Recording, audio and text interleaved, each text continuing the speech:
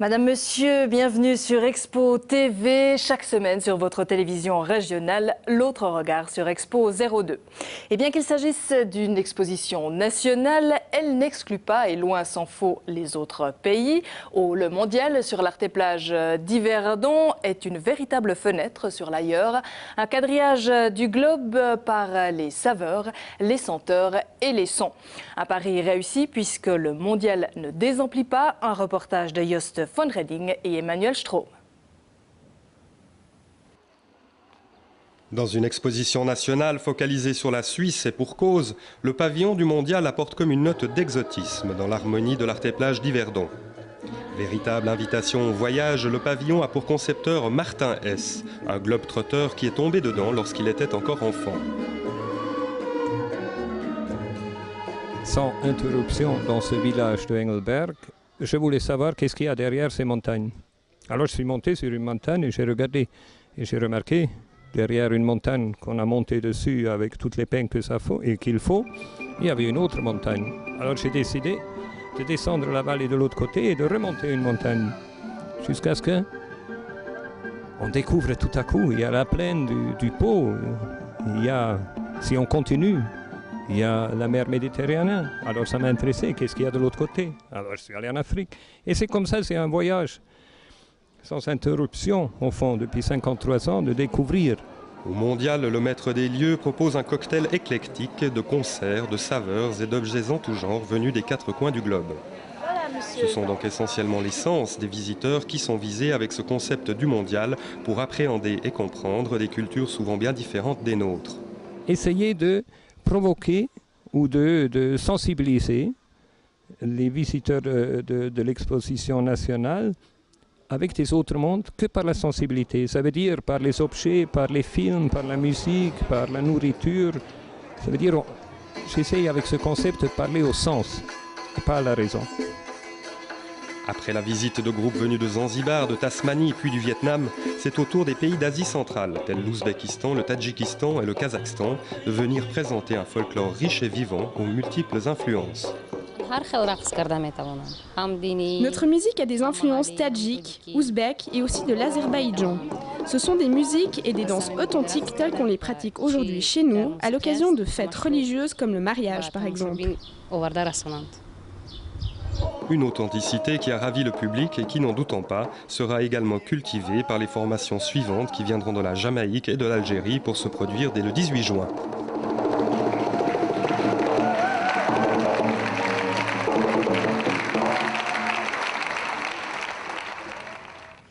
La Jamaïque et l'Algérie les a vus comme personne avant lui puisqu'il a été le premier à avoir réalisé leur tour du monde en ballon sans escale. Bertrand Piccard, en tant qu'ambassadeur d'Expo 02, a été invité sur l'Arte-Plage d'Yverdon qu'il a visité sans Brian Jones et sans l'aide de la main de Dieu. Un reportage de Raël Meuch. Qui suis-je? Voici la question posée à Yverdon. Qui suis-je? Voilà une question que Bertrand Piccard ne se pose pas seulement depuis sa visite de l'Expo. Je vous dirais que ça c'est une question que je me pose depuis longtemps et je crois que c'est une question que tout être humain devrait se poser s'il a envie de faire quelque chose de sa vie, s'il a envie de respecter les autres également. C'est qui suis-je et qui sont les autres?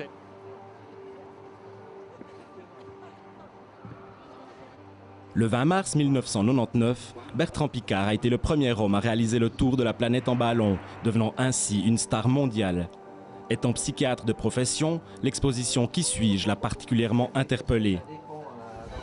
Je crois que ça a un effet hypnotique qui est extrêmement puissant avec ces images qui ont d'un côté les effets spéciaux et de l'autre des images très personnelles.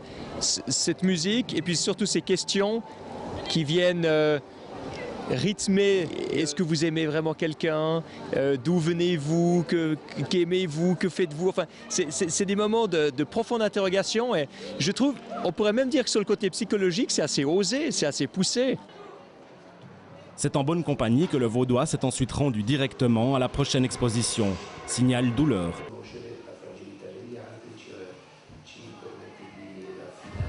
Honnêtement, j'ai pas vraiment compris à quoi le visiteur doit être amené. Parce que je trouve qu'on n'entend pas très bien dans les haut-parleurs Et je sais pas, mon expérience de la douleur en tant que médecin, c'est pas ça, c'est bien pire que ça. La douleur, c'est un truc qui est atroce. Et là, on a l'impression de se promener avec des sons et des mouvements. La contraception n'a pas été efficace. Extrêmement sollicité par ses fans pour des photos ou des autographes, Bertrand Piccard n'a pas pu tout voir à Yverdon.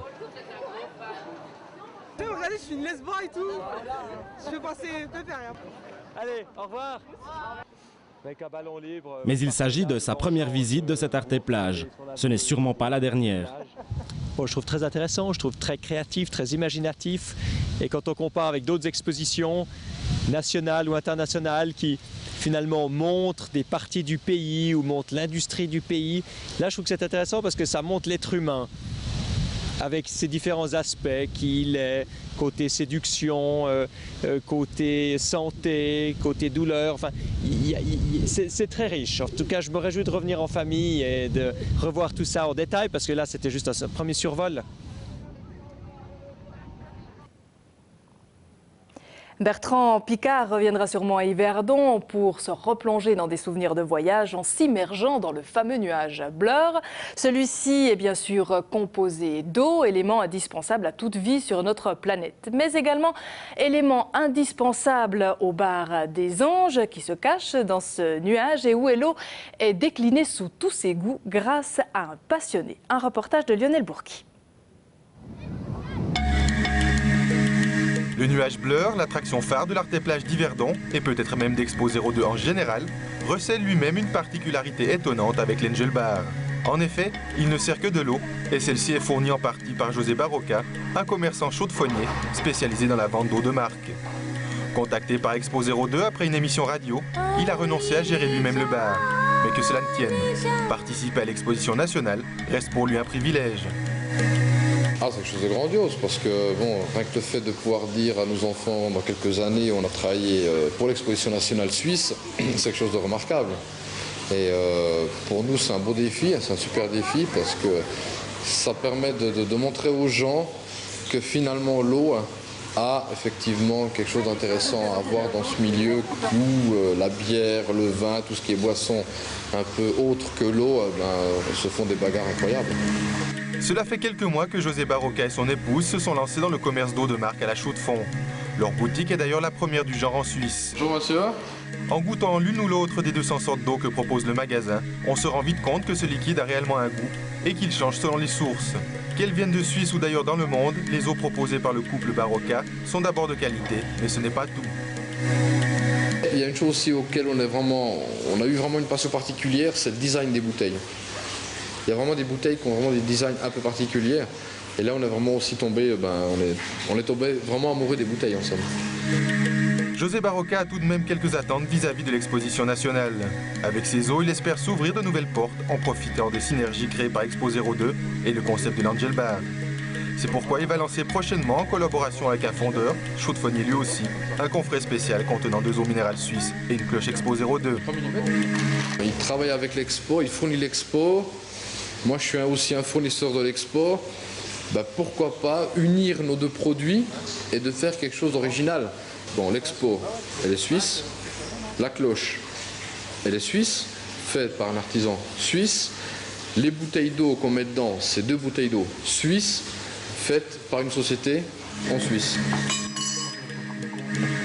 Tout ceci est encore à l'état de projet, mais ce dernier grandit vite. Ce qui a vite grandi également, c'est l'intérêt pour les Little Dreams, ces animations qui servent de trait d'union entre les visiteurs et Expo 02. À Yverdon, c'est la compagnie Les Essentiels qui émeut le public en utilisant des structures mobiles très spectaculaires, comme nous le prouve le reportage de Pierre Anachanen.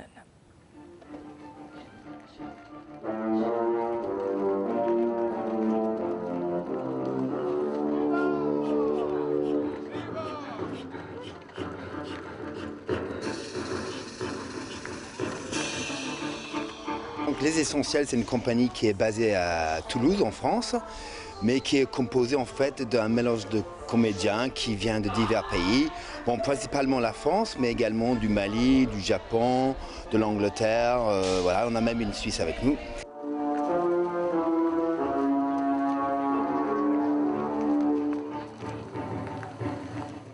Notre projet, donc, de Les Essentiels, c'est par rapport à un spectacle qui s'appelle Je sens donc je suis, et qui raconte un petit peu l'histoire d'un cerveau à la recherche du bonheur avec ses 5 sens.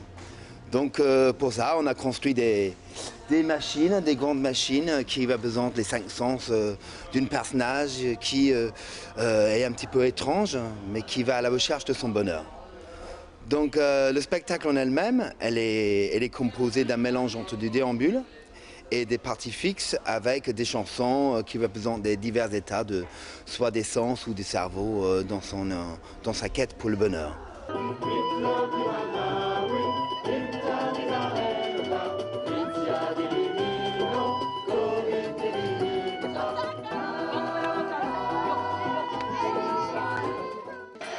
Ce spectacle, qui a demandé 8 mois de préparation, a une originalité. Nicolas Highway a composé le texte et la musique dans un langage totalement imaginaire, le nerbien, un mélange de plusieurs langues étrangères.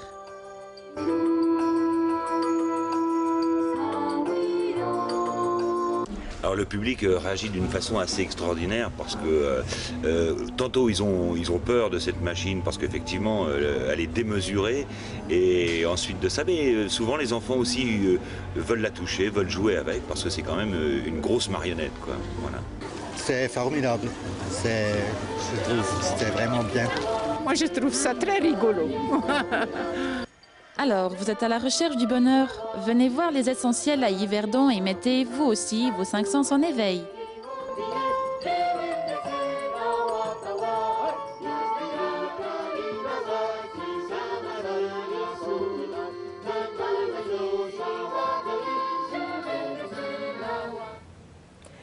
Ce qui, sans aucun doute, éveille nos sens, ce sont bien les Mummenschanz. Depuis le début de l'expo, ces artistes basés à Saint-Gall bénéficient de leur propre théâtre sur l'Arteplage de Bienne et créent à chaque fois l'événement. Hans-Jörg Tobler est le président de la fondation Mummenschanz et il est notre invité. Monsieur Tobler, bienvenue à Expo TV. Merci beaucoup. Alors les spectacles des Mummenschanz fonctionnent très bien, ils affichent pratiquement toujours complet. Par contre, pour les artistes invités dans votre théâtre, ça fonctionne beaucoup moins bien au niveau du public. Malheureusement, c'est comme ça. À mon avis, on n'a pas assez de publicité pour les artistes hôtes. Et il y a aussi un malentendu grave. Au début, c'était à communiquer que les artistes hôtes sont dans le programme de Mummenschanz. Et ça c'est pas vrai. Mummenschanz a son programme et les artistes hôtes ont leur programme. Ils ne jouent pas avec les Mummenschanz, ils sont vraiment autonomes. Alors ça veut dire que là, la direction des events, puisque ce sont des events, devait prendre la responsabilité de cette publicité-là. Exactement. Ce qu'elle n'a pas fait. Pas assez fait. Est-ce qu'elle va le faire? Oui, on insiste naturellement. On a aussi un contrat. La responsabilité est auprès de la direction Events et on nous a garanti des mesures immédiates. Et on a aussi délégué à Michel Furler, qui est responsable maintenant pour le projet et pour la promotion des artistes qui sont dans notre théâtre. On va vous parler d'artistes, justement. Ces artistes, comment ils réagissent quand ce théâtre de près de 500 places est au tiers plein, 15-20% de places qui sont vendues? Pour les artistes, c'est très dur, naturellement, mais jusqu'à présent, on n'a eu aucun problème avec eux. Ils ont été très sportifs, si vous voulez. Ils ont dit, nous jouons s'il y a seulement un tiers ou un quart du théâtre, quand même comme si ce serait plein. Mais c'est un peu décevant pour les artistes, naturellement. Alors l'expo va prendre des mesures. Si le résultat n'est pas là, si la situation ne s'améliore pas, qu'est-ce que vous allez faire? Écoutez, je suis sûr que la situation s'améliore. Nous sommes très positifs. En tout cas, ce qui est certain, c'est que vous allez déménager avec votre théâtre qui, après la fin de l'expo, va aller du côté de Saint-Gall. C'est correct. La ville de Saint-Gall va préparer un terrain pour le théâtre. C'est tout près du théâtre de la ville. Et tout le théâtre sera déménagé à Saint-Gall. C'était dès le début un projet qui soit à longue durée et pas seulement pour l'expo. Monsieur Tobler, on vous souhaite bonne chance, non pas aux Moonchants, puisque eux en ont pas besoin, mais à tous les artistes que vous offrez finalement au public d'Expo 02. Merci. Merci beaucoup, madame. Ça a toujours été comme ça, dit le refrain d'une fameuse chanson soleroise. Ça n'a pas toujours été comme ça. C'est celui choisi par les autorités cantonales soleroises pour leur journée cantonale sur l'Art et Plage de Bienne. Ces autorités ont voulu l'inscrire sous le signe de la rupture et du changement afin d'apporter leur propre pierre à l'édifice national. Un reportage de Raël Moche. Les Soleroises et les Solerois ont amené des pierres à Bienne. La sculpture Rock Balance a été installée à côté de l'Helix lors de la journée cantonale soleroise. Elle a été terminée sur place. Elle vient de Gerlafingen, de la gare. J'ai pris cette pierre au Buchiberg, dans la carrière de Schnottwil. J'en cherchais une qui avait la forme de la Suisse pour montrer que le canton de Soleure y est bien intégré.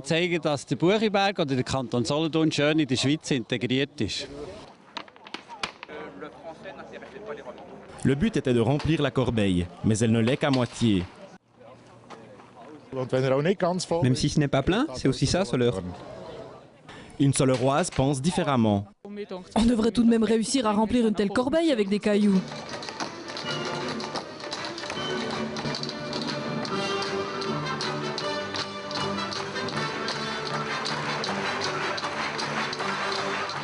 Le programme de cette journée cantonale a été très varié, avec comme point fort le spectacle rock baroque. Celui-ci était composé d'images du Jura, de carrières, de textes et de la toute nouvelle chanson soleroise en anglais. Même si le canton de Soleure a voulu montrer une nouvelle image de soi, le sentiment d'appartenance n'a lui pas changé. Le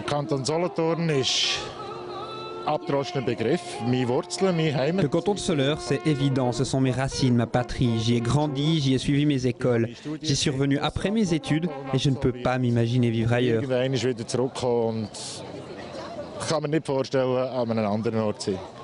C'est mon canton d'origine. Je vis désormais ailleurs, mais vous savez, on dit que loin du canon, il y a toujours d'anciens guerriers. Et il vaut mieux quelquefois ne pas être trop proche du gouvernement.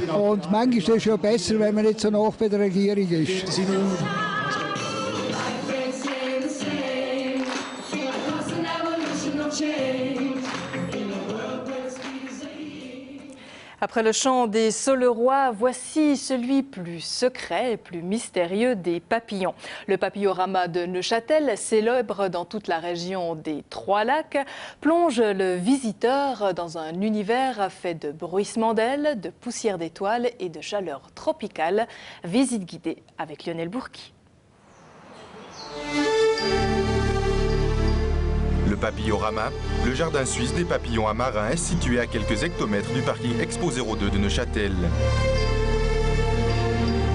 Créé en 1988, il est à l'origine le résultat de l'association de scientifiques et d'amis de la nature qui ont uni leurs efforts pour mettre sur pied un univers de nature tropicale et une attraction inédite à la portée de tous. Aujourd'hui, ce jardin des papillons se compose en fait de deux parties. Le papillorama proprement dit, et depuis 1995, du nocturama. Tous deux permettent aux visiteurs de découvrir l'atmosphère d'un jardin tropical sans effectuer un long voyage en avion. Alors le papillorama est en fait un petit peu un mélange entre un jardin botanique et un jardin zoologique. En fait, le papillorama, ce qu'on a essayé de faire ici, c'est de recréer un tout petit échantillon des forêts tropicales, mais surtout de la diversité des forêts tropicales. Il y a évidemment énormément de plantes, on a à peu près 400 à 500 espèces de plantes et une quarantaine d'espèces de papillons des tropiques qui volent ici. Il n'y a pas que les papillons, évidemment, même si c'est le symbole du papillorama, il y a également des oiseaux. Nous avons la chance d'avoir une bonne population de colibris qui sont très jolis, qui se sont reproduits, ainsi que de nombreuses autres espèces, donc simplement un échantillon des tropiques. Couplé au papillorama pour permettre une visite conjointe, le Nocturama est un site unique en Europe. Il s'inspire de la réserve naturelle de Shipstern au Belize. Alors le Nocturama, on a essayé de recréer un petit peu le papillorama, mais simplement en inversant le cycle du jour et de la nuit. C'est-à-dire qu'on entre dans le Nocturama, il fait nuit, il ne fait pas nuit noire évidemment, puisqu'on doit voir quelque chose, donc c'est un clair de lune. Et là on peut observer de nombreux mammifères, des reptiles, là un peu plus spécialisés, puisque ce sont des mammifères et des animaux de l'Amérique du Sud. Le papillorama est ouvert toute l'année. En plus d'une plongée dans une forêt tropicale, il propose également des visites guidées pour les groupes.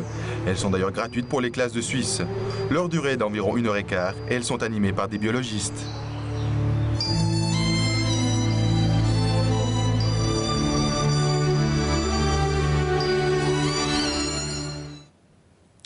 Et rien de biologique dans notre agenda, mais que du culturel. Le 3 juillet à 21h45, sur la scène de Mérier de Mora, un film documentaire plongera le visiteur dans les coulisses du groupe suisse-alémanique Zürich-West. Une approche très personnelle pour cette première Suisse. Le film est en dialecte.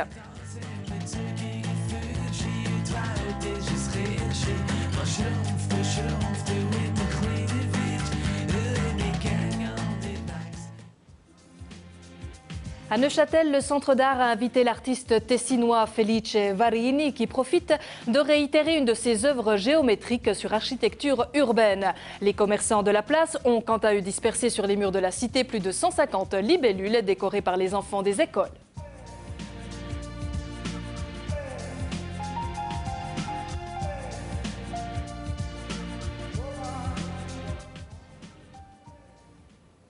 À Bienne, il faudra se glisser jusqu'au centre-ville du 27 au 30 juin pour la traditionnelle braderie et son pendant underground Barbarie. Entre musique et saucisses, soldes et bière, il y en aura pour tous les goûts et pour toutes les bourses.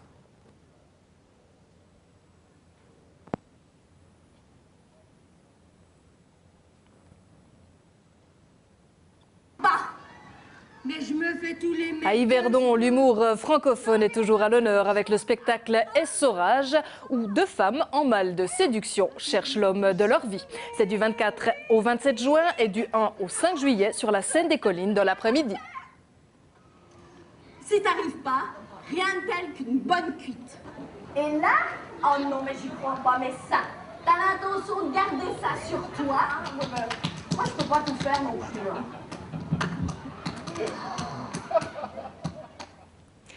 Voilà, nous sommes arrivés au terme de cette édition d'Expo TV, l'autre regard sur Expo 02. Je vous donne rendez-vous la semaine prochaine en vous laissant avec des images de la course des 100 km de Bienne qui, cette année, pour la première et la dernière fois, passait par la fameuse Helix sur l'Arteplage de Bienne. À tout bientôt.